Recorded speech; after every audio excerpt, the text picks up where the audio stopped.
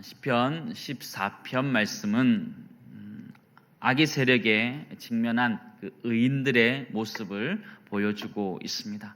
그 의인들을 격려하고 위로한 장면으로 기록되어져 있습니다. 특별히 그 의인들은 가난한 자다 이렇게 표현해 주고 있습니다. 물질적으로 가난한 것들도 포함되어 있지만 여러 가지 형편들로 어려움을 당하고 있는 것들, 그것을 가난한 의인이다 이렇게 표현해 주고 있음을 우리는 보게 됩니다. 그런 악한 세력에 대해서 가난한 의인들을 격려하고 교훈한 장면이 바로 시편 14편 말씀입니다. 이 시편 14편의 구성 단락은 이렇게 되어 있습니다. 우리 1절에서 4절 말씀 보시면 어리석은 자에 대한 지혜자의 탄식이 기록되어져 있고, 또 5절에서 6절은 악인의 심판에 대한 확신들이 기록되어져 있고, 마지막 7절은 그 구원에 대한 기대감들을 보여주고 있음을, 확신들을 보여줬음을 우리는 보게 됩니다. 1절에서는 특별히 어리석은 자와 그 어리석은 자의 성격에 대해서 잘 말해주고 있는 장면입니다. 오늘 시편 14편에 나오는 어리석은 자라는 것은 지적인 능력이 부족한 사람이 아니라는 것을 우리는 알아야 됩니다. 그냥 단순히 어리석다 그래서 지혜가 부족하구나, 세상적인 지식이 부족하구나 그런 의미를 가지고 있는 것이 아니라는 거예요.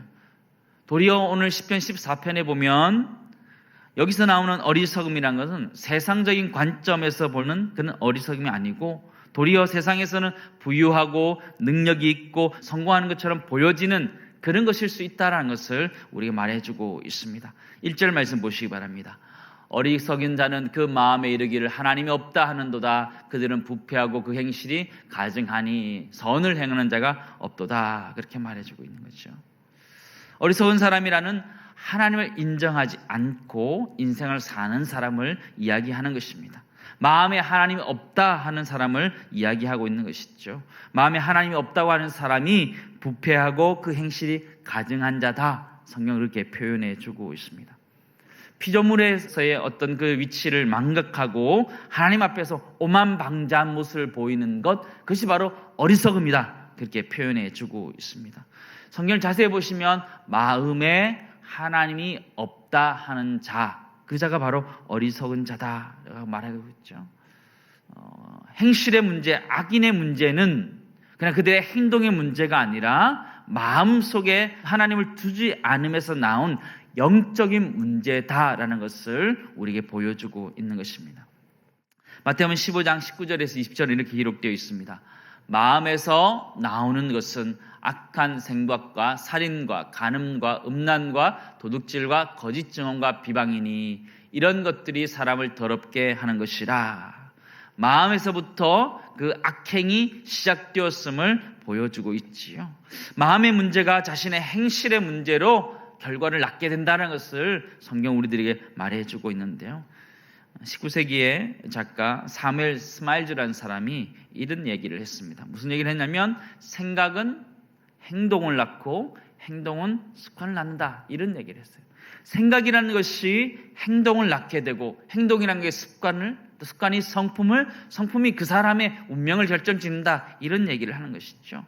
단순한 사람들의 행동이라는 것이 그냥 행위에서 나온 것이 아니고 그의 마음에서, 생각에서 나온 것이다 라는 것들을 잘 지적해 주고 있음을 우리는 보게 됩니다. 악인들의 그 행동이라는 것은 그냥 그들의 악한 행동 그 자체에서 나오는 것이 아니라 하나님이 없다라고 하는 그런 영적인 문제에서 시작되었음을 우리에게 보여주고 있습니다. 악인들이라는 것은 악행을 하기 때문에 악인들이 아니고 하나님이 없다라고 말하는 그 교만에서부터 시작된 것이 그들의 악행이라는 것을 우리에게 보여주고 있고요. 그렇다면 반대로 지혜로운 사람은 어떤 사람일까요? 지혜로운 사람이라는 것은 마음에 하나님이 계시는구나라는 것을 깨닫는 사람이 진짜 지혜로운 사람이다라는 것을 성경은 보여주고 있는 거죠. 2절 말씀 보시기 바랍니다. 여호와께서 하늘에서 인생을 굽어 살피사 지각이 있어, 그 지혜가 있어, 깨닫는 것이 있어, 이런 얘기지요. 하나님을 찾는 자가 있는가 보려 하신즉. 지각이 있는 자, 정말 지혜가 있는 자, 어리석지 않은 사람이 누구냐 하면 하나님을 찾는 자라는 것을 성경은 우리들에게 가르쳐주고 있습니다. 하나님을 찾는 자가 지혜롭고 하나님이 없다 하는 자가 어리석은 자다, 명확하게 이야기해 주는 것이죠.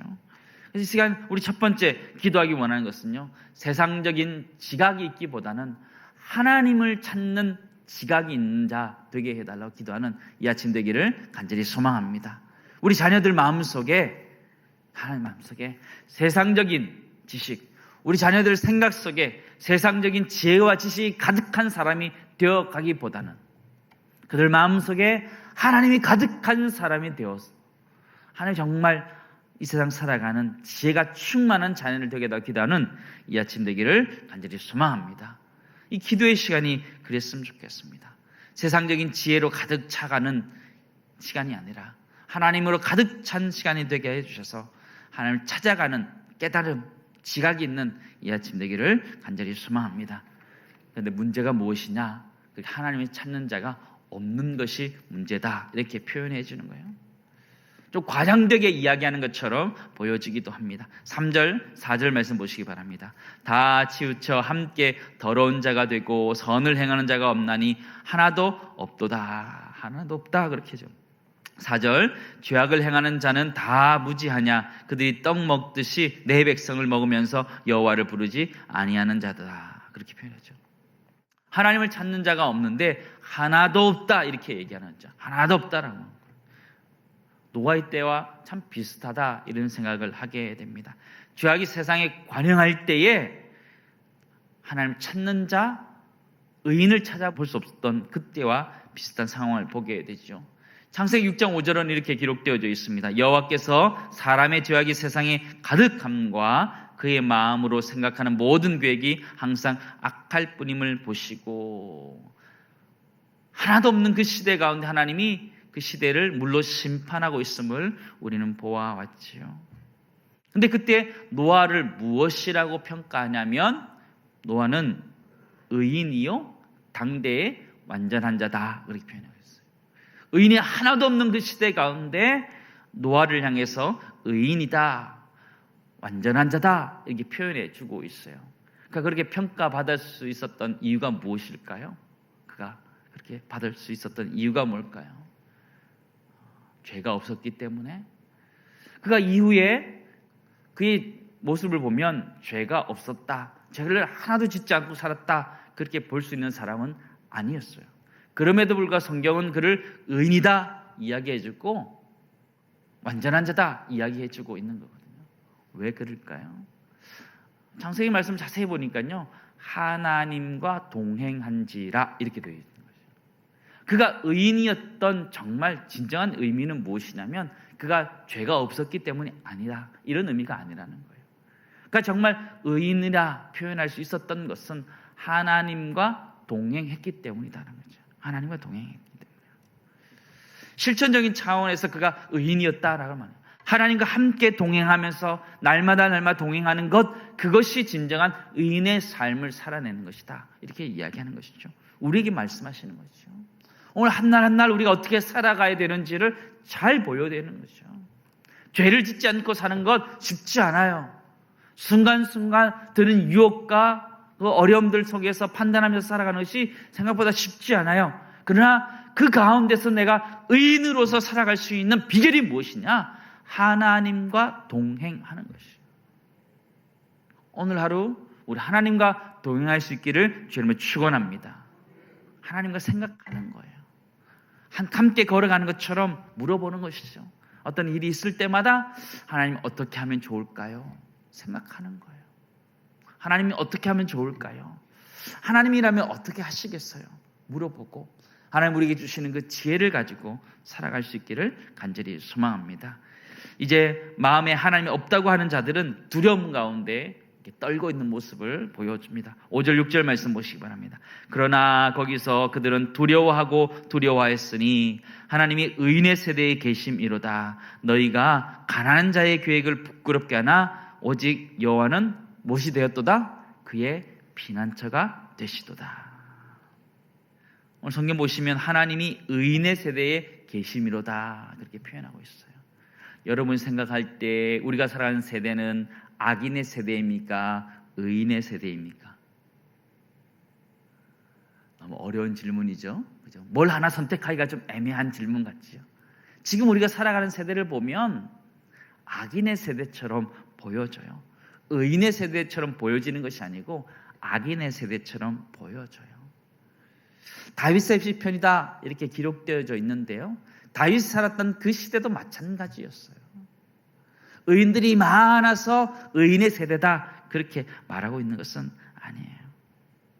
때로는 우리가 우리의 눈을 들어서 볼 때 세상에 있는 그 죄악 때문에 악인의 세대다라고 말할 수 있는 세대예요.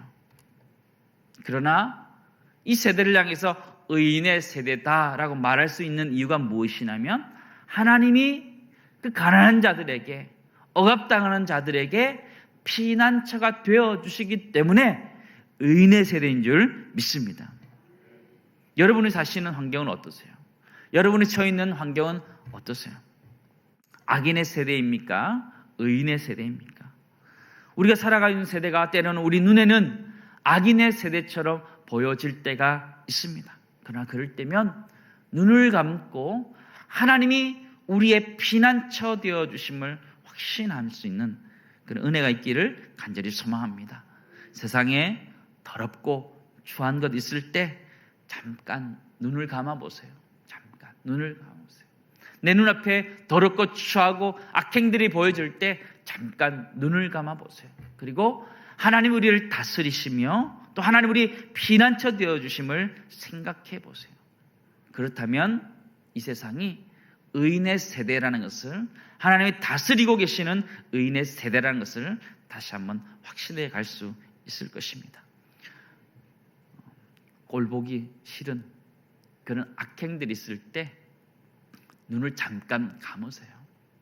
눈을 잠깐 감고 하나님 우리를 다스리고 계심을 기억하고 또 하나님이 피난처 되심을 기억하면서 하나님이 지금도 우리를 다스리고 피난처 되심을 인정하면서 우리가 악인의 세대를 살아가는 것이 아니라 의인의 세대를 살아가고 악인의 세대를 쫓아가는 것이 아니라 의인의 세대를 쫓아갈 수 있는 애가 우리 모두 있기를 간절히 소망합니다.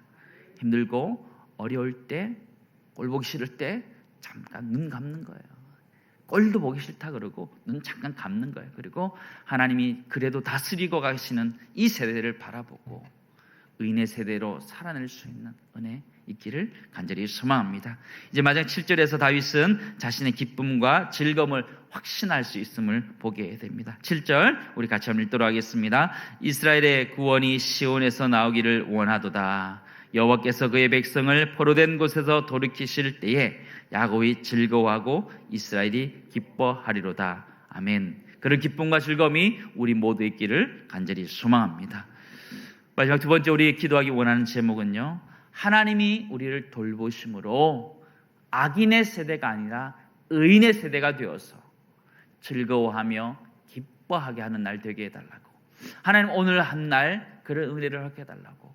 우리가 살아가는 세상이 악인의 세대처럼 보이지만 우리가 눈을 감고 하나님이 다스리시고 하나님의 피난처가 되어주심을 기억하면서 의인의 세대를 살며 의인의 삶을 살아낼 수 있는 그런 은혜를 달라고 기도하는 이 아침 되기를 간절히 소망합니다.